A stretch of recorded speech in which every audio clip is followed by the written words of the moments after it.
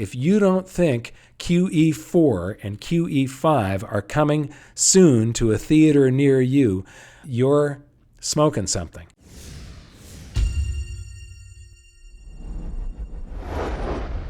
Now, this chart is part of the everything bubble again.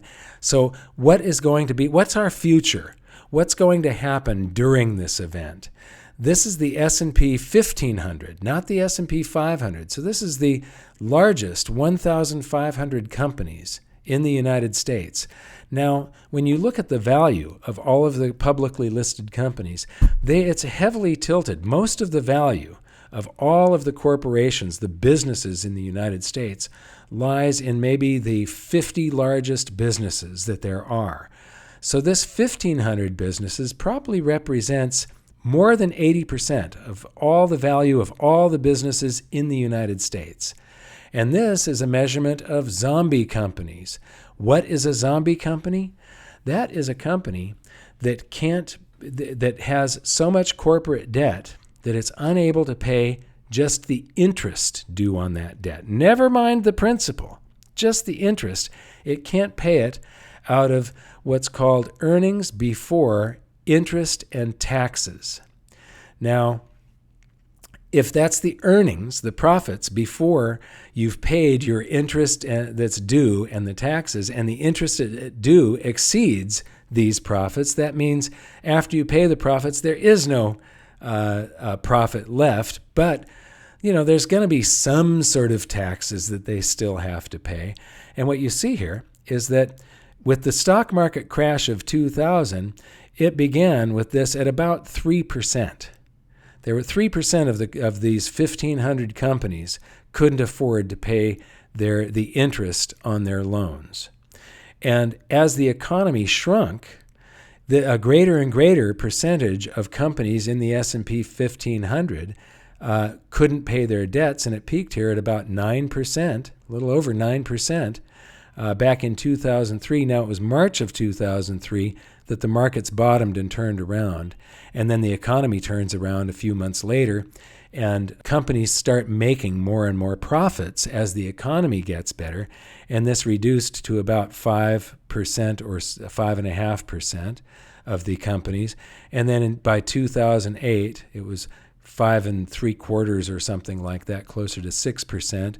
And then the crisis of 2008 hits, and the economy gets much worse, and these companies aren't making as much money as much currency, because the economy contracts. Their profits are gone. And so this rises to over 12% of the companies. This is the 1,500 largest companies in the United States.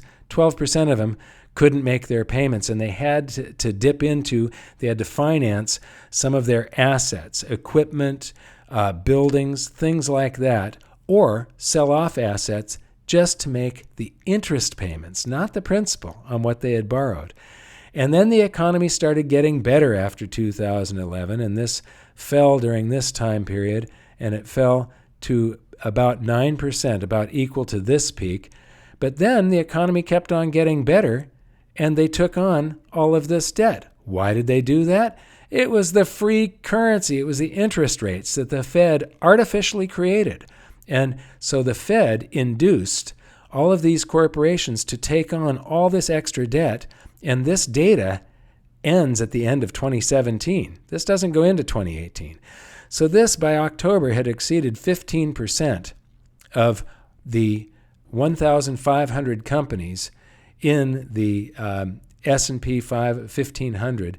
When this next crisis happens, this is the level that we're going to take off from, and it'll increase just like it did the past two times as the economy shrinks and more companies get trapped underwater in debt.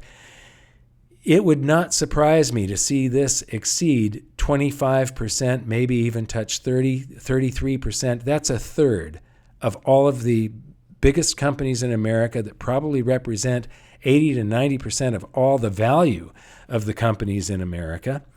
A third of them, 500 companies, trapped backwards, underwater. If you don't think QE4 and QE5 are coming soon to a theater near you, you're smoking something.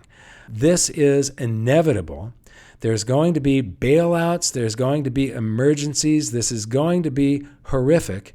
You're going to see a whole lot of companies getting bailed out because the companies, these corporations, drive the economy of the United States. They drive the economy of the world. And they're going to be in some very, very serious trouble sometime very soon. Now, we're going to move on to total levels of debt, the national debt.